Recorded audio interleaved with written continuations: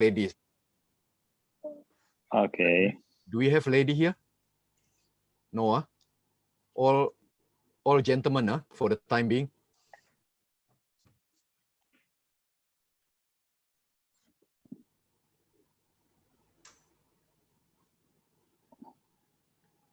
Hi, Vincent, can you hear me?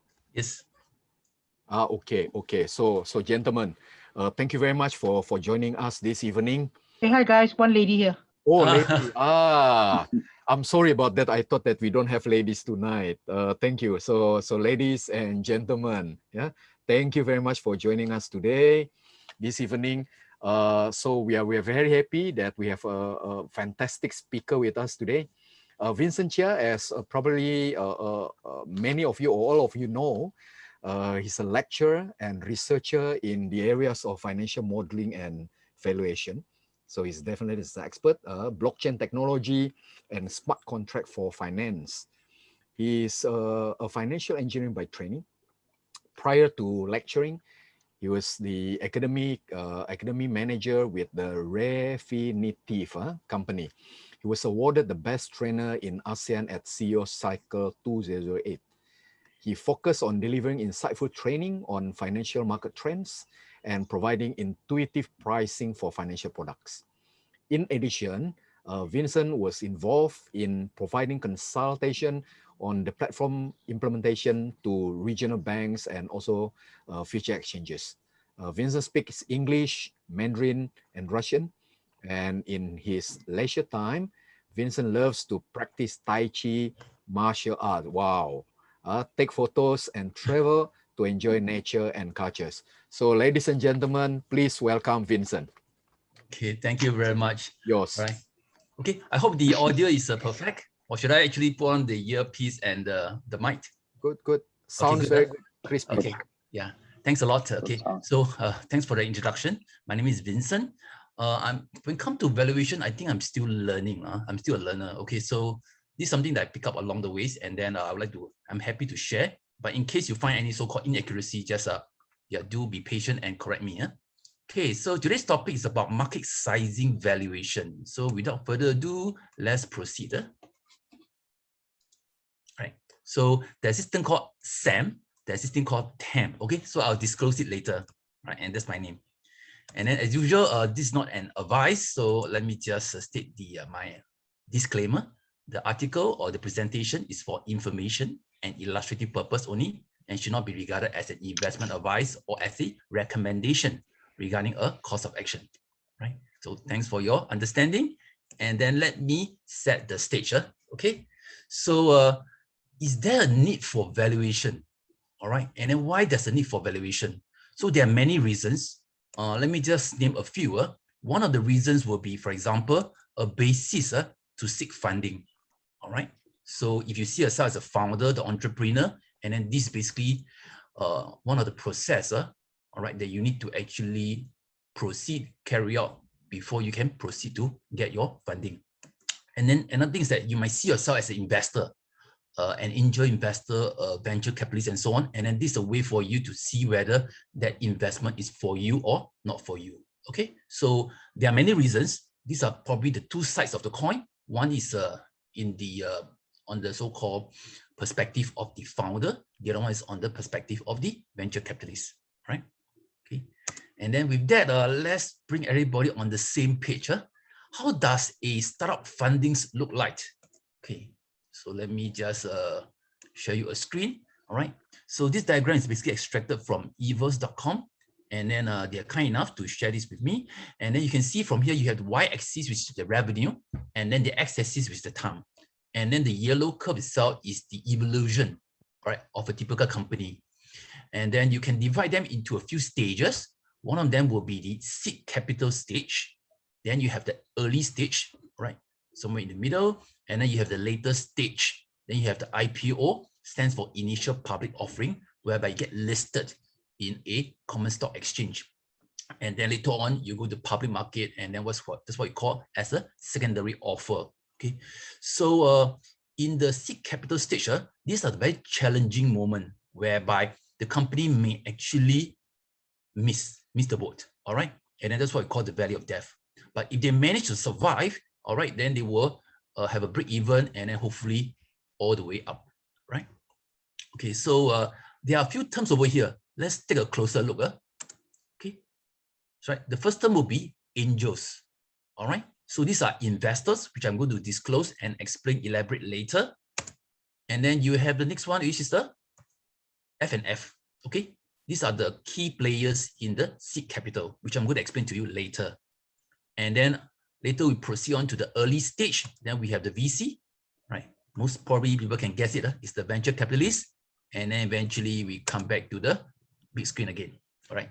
So when I mentioned we are on the same page, this is really on the same page because after flashing a few slides, it's still about the same content. Okay. So as promised, we're going to look at the angel investor. So who are angels, right? So let me just read it to you. An angel investor, also known as a private investor, seed investor, or angel funder, is a high net worth individual who provides financial backing for small startup or entrepreneurs, typically in exchange for ownership equity in the company, right? So there's a definition from Investopedia, okay? So perhaps look like this, all right? And then the key thing I want to mention about is that angels are usually high net worth individuals, which probably were very successfully before, and then they have the passion to help, okay, young entrepreneurs, and then they also hopefully profit from this so-called venture together, okay? And the key term that I want to stress pertaining to angels are, these are individual style driven. That means when it comes to valuation, each angel itself may have different perspective, may have different logic and so on. So it's not easy to come up a consistent and a systematic way to describe them, all right? So we call them angel, but in terms of their investing style, may be quite personal or individual. Okay, and then after angels, if you can remember, is the F and F. So who are F and F? Okay, these are the friends and family. Okay, you can see from here, it's a very warm occasion and so on. All right, and then when things are moving fine, okay, they'll say fantastic.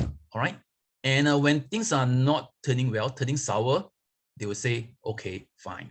All right, that's why you can see F throughout. Friends and family, things okay, fantastic. Things not okay, fine. All right. And then next we come to VC. All right. So as you have expected, it's a venture capital or venture capitalist. It's a form of a private equity and a type of financing that investors provide to start up companies and small businesses that are believed to have long-term growth potential. So it can be person, but likely to be a firm, a company. All right. So whenever they plan to invest, they probably have to sit in the boarding room, read up, research before they start to actually get themselves involved in an actual valuation. Okay, so with that in mind, I would say venture capitalists are more process driven. Okay, so that's why it's very interesting to look at them and understand their logic behind. Okay, right. Come back to the same page again. If you're observant, you will see A, B, C somewhere right in the middle. Okay, there you are, A, B, C, and so on. By the way, these are not limited to A, B, C. It can be A, B, C, D, E, F, and so on. So these are basically different stages, right, whereby a founder may seek funding. Okay, so why are there so many stages called A, B, C, and so on, right? And then, of course, a key reason is that the founders, they need help to pull through, right? Pull through the various stages, okay? And then next thing is that, why is it you have different stages? That's because it's a step-by-step. It's a step-by-step approach. That means they probably will be doing A first, then later on B, right? If everything goes smooth, IPO, right? If not, they do the C. So it's a step-by-step, right? Type of arrangement. Makes sense, right? Because they have difficulty, they seek funding A. And if they have difficulty, they seek funding B and so on. So it's step by step, right? Of course, there's another way whereby they actually expect to borrow a lot of money, but they divide it to, they plan to actually divide into bite size. So it's easy to digest, right? Instead of actually borrow large amount, they divide them into a few stages. These are possible as well. The idea behind is that they try to minimize this because each of these stages itself means dilution. All right, that means that piece of pie, all right, hopefully big enough, but you'll be divided among the incoming participants, incoming investors. So whichever the case, they try to have lesser stages, all right, and lesser money to be borrowed, because each of these borrowing itself is a dilution to them, right? Lesser pie for the founder themselves. And then of course, in desperate time where it's really not enough money, of course, they will actually have to go through another stage to pull through. Typically, investors, they plan and then they foresee that another 6 months they may have difficulty, they will prepare for the next stage. Right? It's not like last minute, go for the next stage, but they actually see that in 6 months' time, the money will be dry out, and then they will quickly plan for the next stage. Right? And then if everything goes smooth, then they will get themselves IPO. That means initial public offering and themselves listed. What if the IPO fail? Okay, when I say this is because there was a case whereby a company decided to get themselves listed in Hong Kong due to some reason. All right, it did not go through. Okay, so in other words, they were, instead of ABC IPO, and then the IPO in Hong Kong did not go through, they decided to go for D. Stage D, stage E, stage F, and then maybe they come back to Singapore and get listed and so on. Okay, so it's possible that you can have a so-called not a successful IPO, and then you have further EFG, and then later on to have the next IPO. Right, that's also possible. Right, so it's not as classical as this one. There are a lot of combination and a lot of possibilities. Okay, right, and then so much about the general background, setting of the stage, and then everybody on the same page. Now let's look at the actual topic of the day. Is a market sizing valuation. So market sizing valuation, there's a first word called market. What is market? The market itself can be existing market. Right, that means that is already there, and then you try to capture part of it and so on as a founder of a new firm, or it can be a new market that you plan to create. Right, so that's possible as well. Okay, and then if your technology is disruptive, that means you're disrupting a current situation or a technology, then you may capture part of the existing market.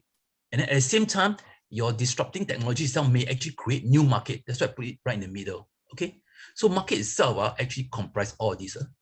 Okay, unless during the presentation, the funding presentation, the founders make it very clear where they are, or else it can be just a rough idea, consists of existing and potential new, and then whether the technology is disrupting or not. Right, when disrupting basically means they're trying to capture other people's market. All right.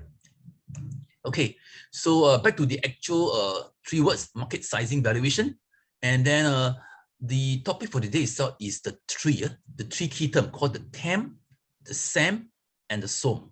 Okay, so let me just describe to you in brief. These are basically acronyms that represents different subsets of a market. The TAM is an abbreviation for total addressable market. Sometimes the people call it as total available market. This is the total market demand for a product or and service. Okay, it's almost like the world. Okay, if it's a general product and services and so on. All right. Okay, and then you also have SAM. In this case, SAM is an abbreviation for serviceable addressable market. Sometimes they call it served available market as well. Okay, this will be a part, a segment of the TAM within your geographical reach that you can target with a product or and service and so on. Right. So for like Alex itself, you know, instead of the world, maybe Moscow is good enough for him. All right. So that can be the SAM and so on. Right. And then to make a distinction between TAM and SAM, of course, SAM is a portion of the TAM. And then SAM itself usually have a heavy dosage on geographical reach. That means it's a location base. All right. And then you have the last one, but not the least one, SOM, which is an abbreviation for serviceable or terminal market called share of market. Then this is a portion of a SAM that you can realistically capture. Okay, so if you look at it as a big pie, all right, TAM is the biggest one, SAM will be part of it, and then SOM is even a smaller part of it, and so on. Okay, that's one way to interpret it.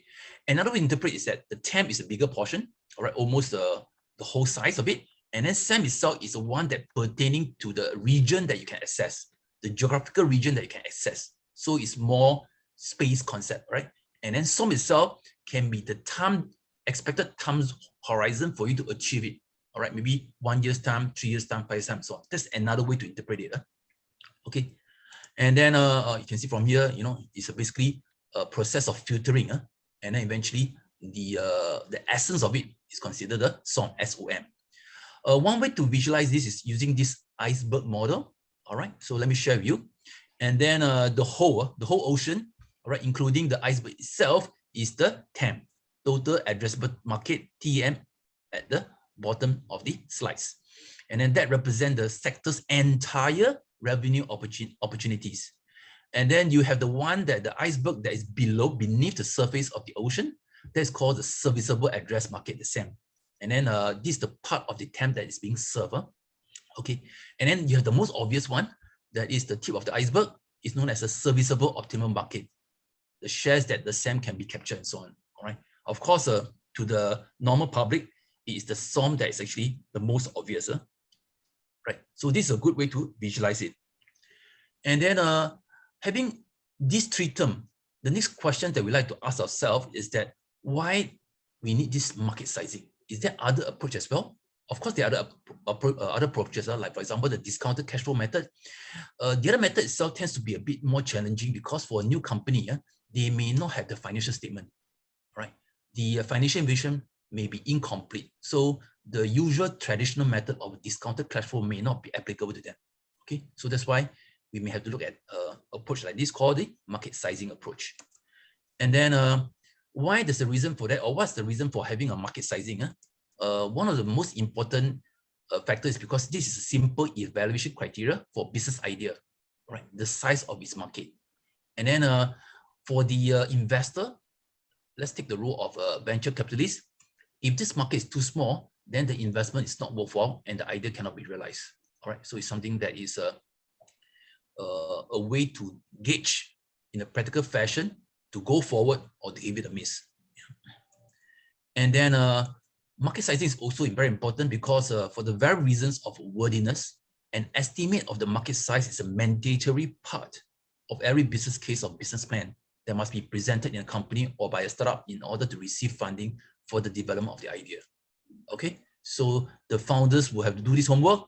The investors also must do their math, right, in terms of market sizing. And as I mentioned before, the way that I mentioned is more the classical top-down approach. And then this being a visualization of that, that means you have the total addressable market being computed. Then you go through a funnel, narrow down to SAM, serviceable addressable market, go through another funnel, narrow down to the SOM, serviceable optimum market, before you come out the potential sales revenue. Okay, so this is more of a revenue-based model, right? So it's instead of asset-based model, this basically depend on the potential sales revenue being calculated. And then what's the valuation? The valuation itself is basically how many times the potential sales revenue. If your potential sales revenue is, let's say, 10 million, 100 million, then the valuation can be 2 times, 10 times, 20 times of that sales revolution. Okay, I'm going to give you an example of cases, a company that's well known that use this top-down approach during their first funding. Okay, so allow me to share with you Airbnb. Okay, so I believe one of their motto is that Airbnb will make you forget hotels. Okay, so during their first round of funding, they have calculated that their worldwide, okay, trip books, or known as the TAM, is about 1.9 billion plus in US dollar. Okay, and then they could go through the funding funnel down, and then their SAM, which is the budget and online trips, is about 532 million. Okay, and then people that instead of going through the traditional accommodation decide to go for the Airbnb one, then that will probably be the part of it called the SOM, 10.6 million. Okay, all right, so you have the TAM, you have the SAM, and the SOM. Okay, but that's not the end of it. We need to actually, based on the SOM, calculate the average price. That means there's a way to calculate the average fee. In this case, they're assuming that that tourists will spend 3 nights in the foreign land, and then each night itself, he or she will be spending about $70 per night, which is about 210 US dollar. And then Airbnb probably take 10% of it, so it's about $20 US. Okay, so you have the price, you have the SOM, you multiply together, the revenue is about 200 million per year. Okay, right. during the period of 2008 to 2011. When I say 200 million, it's per year. It means 2008 is 200 million, 2009, 200 million, and so on. Okay, so you can see this is how you calculate from market size to compute your yearly revenue. And then another company that I want to share with you is actually Uber. All right, and then let's take a look. Uber first round of funding in year 2007. Okay, they basically access the US market. All right, so initially their ambition is not that huge. They just focus on the US market. And then they look at the taxi and the limousine market. They discover that it's about 4.2 billion. All right, that would be the TAM. And then there are 4 players, right? 4 key players there. And then with that in mind, they come out the SOM. So from the TAM, SAM, and eventually come out the SOM. And then to them itself, instead of presenting the only single SOM to the investor, they come out the best scenario, realistic scenario, and the worst case scenario. So they have 3 SOM. Okay. So if you look at the best case scenario, they say that they managed to become one of the key players, 1 out of 4. So their revenue yearly will be 1 billion. Okay. And then if not, they only get 5%. All right. And then eventually that will be about 20-30 million year revenue. And then the worst case itself, they remain that 10 cars, 100 client customer service company. All right. And then enjoy their life. Okay. Okay. So that they come out of the 3 scenario. And then of course, you want to translate it to that pie diagram. So the TAM itself is about 5.7 trillion. And then the SAM is about 1.2 billion. And then the SOM is about 1 billion. Okay. So the SOM part is exactly same as the one in the red bracket. Okay. So you can see from there. And then guess what? Okay. Back in 2007, they see their SOM as US 1 billion per year. And then in the year of 2019, 12 years later, all right, they actually achieve 14.15 billion, all right, per year. And then the current valuation is about 72 billion. Okay, so that's why if you compare the revenue and the valuation, the firm's valuation in year 2019 is about 5 times the SOM in 2019. Okay, so the SOM itself give you an idea, and then the valuation itself depend on who are involved. All right, it's a multiplier. So it can be 1 times, 2 times, 5 times, 10 times, 20 times, so on. In this example, the firm valuation is 5 times of the SOM. Okay, there are a lot of variation. It's not just simply this approach. Some company approach it slightly different. They actually have not the best realistic or the worst scenario, but they present different market segment. Okay, so in this case, another company presented in this fashion called the multi-sided market example. And then to this company itself, they divide into various sectors. They say that they probably have this particular department that focus on customer clothing designing. So that will have their own series of TAM, SAM, and SOM. And then they have another department that focus on customer clothing manufacturing. Then they have their own TAM, SAM, and SOM. And then they also have one that's actually more on the customized clothing, but it's on the e-retail side. So that will have their own respective TAM, SAM, and SOM. Okay, right. Whichever case, these are all the so-called top-down approach, right? And then I'll give you example on Airbnb, Uber. All right, these are very famous case studies. And then since I introduced the top-down, there's another one that you probably have guessed it, bottom-up. Okay, so bottom-up itself tends to be more popular recently because from eventually capitalist perspective, right, they find it more practical. Because top-down, it seems too nice a story, okay, too rosy, all right? And then maybe the more grounded version should be a bottom-up. So how does a bottom-up SOM looks like? In that case, will be something like this. Is that particular founder, his or her obtainable customer, multiplied by his or her perceived reasonable price. Okay, so the formula becomes simple. Number of customer and the price. Okay, right. And then if you have learned, from SMU, there's something called persona, right? So in this case, the customer is top persona. That means the typical customer that will be the first adopter to your product. Okay, so the group of customers, that likelihood one is pretty much your obtainable customers. And then the price itself, usually you will be if there's an existing player, your price will be something below. Maybe can be 50% below, 25% below, and so on. All right. In that case, you need to adjust along the way. All right, but likely to be a discounted price. Okay, and then some founders actually adjust it along the way, right? They come up with something low, then they increase a bit, test the market, increase a bit, and so on. Okay, so that's basically the bottom-up approach. Figure out the early adopters, and then figure out a price that's reasonable. Yeah, and then things that we try to avoid is that we will not calculate SOM based on the size of the problem and the competitor price. Okay, so for example, if you happen to be in a cybersecurity, it's not fair to say that your SOM is the size of the whole world cybersecurity problem and then is multiplied by the competitor price. I think that is a bit too far reacher, right? Too far a stretch. Okay, because some of the problems can be huge, yeah, but it really taken care by some of these major players, and then each individual multinational company may have their own so-called security officers and security department that handle this. Okay, and then if you want to offer something at the price of competitors on par, then unlikely you will gain much of the attention, right? Tractions and attention. So try not to use size of the problems and your competitor price as a starting point, right? And then of course, it's also not this thing called how big the market is and then a competitor price.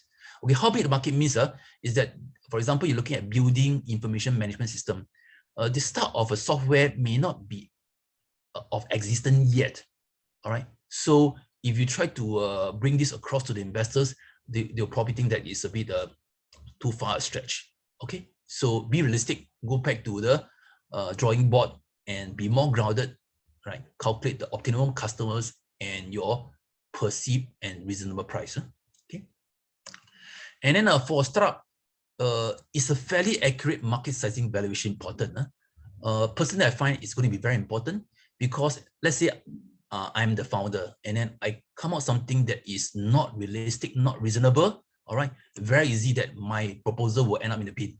Okay, right? Because to the venture capitalists, they have plenty of options. All right, there are plenty of proposals on the table, and then they're basically trying to find a way to get rid of some of them. Okay, and then if they find these particular numbers are totally not realistic, all right, these few proposals will be the first to be thrown into the bin. Okay, and then any unreasonable market sizing valuation reflects poorly on the founder's judgment.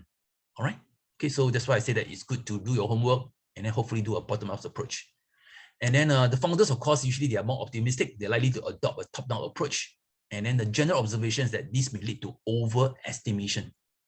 Okay, and then the other side of the coin will be the venture capitalists, and then being critical, likely to adopt a bottoms-up approach, and this may lead to underestimation.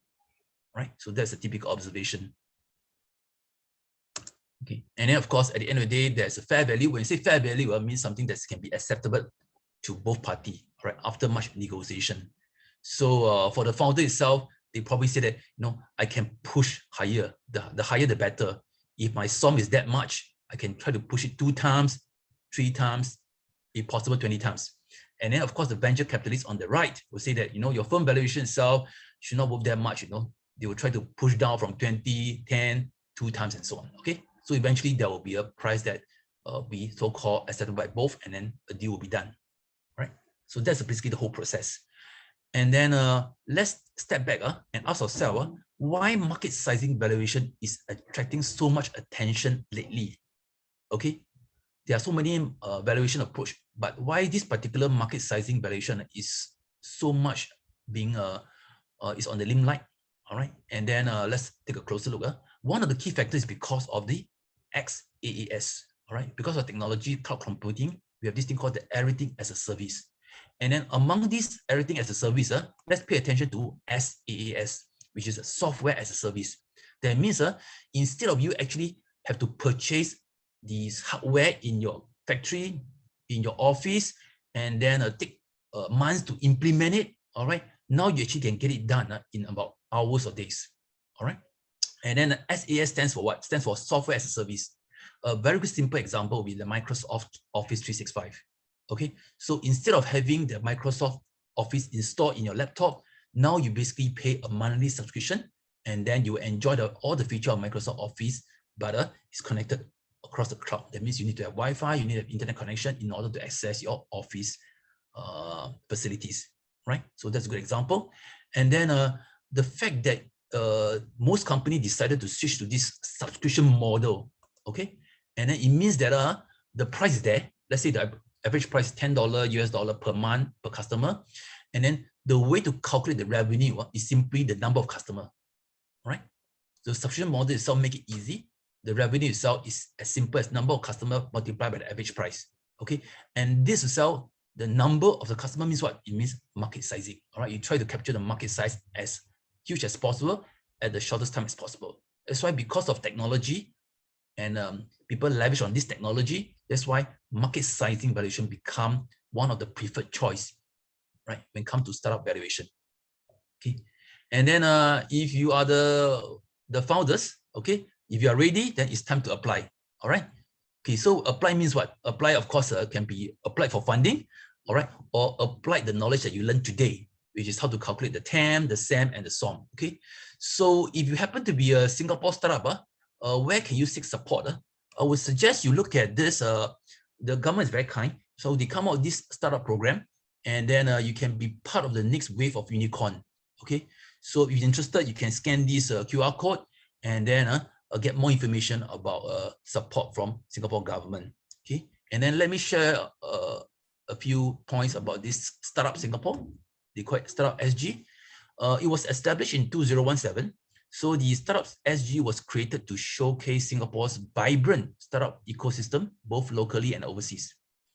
It represents the shared interests of the startup community and unified efforts to support the ecosystem under its various initiatives and programs. With a Startup SG, startup and ecosystem partners can move easily or more easily, discover and access available avenues of support. And if you take a closer look, there's this thing called Startup SG Network. Okay, so let me just share you a few pointers on this. So that was in 2018, the Startup SG Network was launched to bring Singapore tech startup ecosystem even closer together and encourage the proliferation of innovative and collaborative partnership. So a virtual ecosystem of entity Singapore tech startup community. And this platform allows local tech startup to profile and put themselves on the radar of both local and global ecosystem players, expanding their opportunities for growth. So interested to know who are the key players or the key partners of this Startup SG Network? They are the NUS Enterprise. Then you have the Tech in Asia, E27, JTC. All right. And then for the Startup SG itself, they actually divide into three pillars. They have the founder, they have the accelerator section, and then the equity section. All right. So for more, actually, you can explore. Just do a search on Startup SG, and then hopefully you as a founder can get your funding easily. Yeah? And then apart from that, there's another program offered by MAS. All right. So this is another page website called the SAF, which is Singapore FinTech Association. And then on their homepage itself, they actually provide the screenshot of business growth grant. All right. This is an initiative from MES. Okay. So if you think that the previous path may not be the preferred path, you can actually adopt this. All right. And then seek the respective growth grant from MES. And then I actually created a QR code, right? So you can scan it, and then hopefully that will be another avenue for you to receive your funding, apart from approaching angel friends and families and venture kids. This can be another possible avenue for you, right? Okay, so with that in mind, let me just quickly have a summary, and then it's a picture. Okay, so this picture to me is very lively because you know, you have the audience, and especially at the bottom left, these are the one that with high hats. These are the venture capitalists. They're looking at the horse, the jockey carefully. All right, because the jockey himself is actually representing the founders. All right, so his personality, his experience, his idea, his business model, his go-to-market is definitely very important. Huh? And then there's another lady here is actually pulling the horse, right? So that is his assistants, okay, represent the founders team. Okay, so founders teams are equally important, huh? Because a great team itself can definitely travel further. And then you have all the audience. These are represent the market size. Okay, and then if there's more audience, means the market is growing, higher growth rate, and so on. Okay, so this is another way to look at the you know, this market sizing valuation where these founders are actually positioning himself, and then where these venture capitalists are actually seeing themselves, and so on. Okay, and then if you take a closer look, does it settle? All right. Okay, this can be representing the technological leverage that the jockey is actually taking advantage of. Okay, so with his idea, and then with technologies such as cloud computing, everything as a service, software service, maybe the company can travel further and faster. All right. So with that, I basically have shared most of my content, and then it's time for questions and answers. Yeah. Any questions from the audience?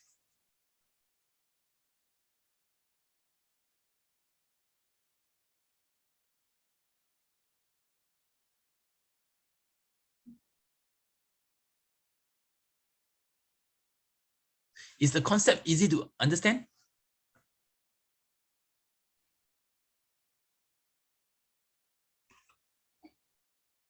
Let me see. Yeah, very well explained, Vincent. Thank you. Okay, good. All right. Actually, it can be quite elaborate. I try to simplify it for you. All right. The market sizing valuation become popular mainly because, of course, there are many factors, but one of them is basically because of technology. Yeah, and then a lot of things is no longer individual founders need to fork out their money to purchase the server in their factory or in their office, but they actually can leverage on cloud computing and save a lot of time and money. At the same time, go to market faster. And then, so people are looking about how fast they can capture the market, how big the revenue, and how fast, what is the growth rate, how fast the growth is.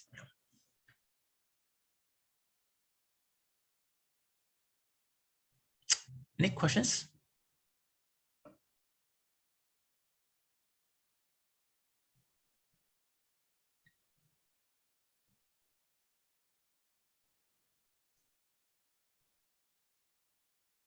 Okay, so if there's no questions, you know that the meetup group itself, there's a question there below. You can actually ask me later. All right, I can answer it later and so on. And then before you go, it'd be very nice that you can help me to do a survey. All right. Okay, so let me share to you. All right. So because from a startup valuation, being a researcher, we tend to have our own point of view. All right, and so on. So it's very good that we can hear from you, say that given, let's say, the founder, the firm, you know, the financial issues, as well as the market, you know, which are the more important one. And then among them, let's say, for example, if founder is capable of sustained intense effort, that means the founder is able to pull through, right, in difficult times and so on. Is this factor impactful or negative? Then we consider as no impact or not to be considered.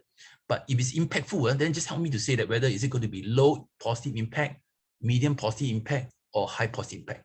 Okay, so yeah, do help me to actually fill up this form. I'll be very grateful, so that we have a view about what typically people like yourself will see the key determinants when it comes to startup valuation. Yeah, rather than, you know, we me as a researcher try to guess. Good. So do me a favor, scan this and then help me to fill out the survey, and then yeah. So I think I'll let you do this at your own time. It probably is going to take about 10 to 15 minutes. Yeah, and then I was open for questions, and if there's no questions, then we will have this close, and then I will try to see you again in probably another month's time. And the good thing is that next month itself, I'll try to invite a venture capitalist, all right, to be our speaker, so that to see from his approach, all right, how he actually engage a startup, all right. Okay, I hope that he will be kind enough to accept my invitation. Any questions before we close the session?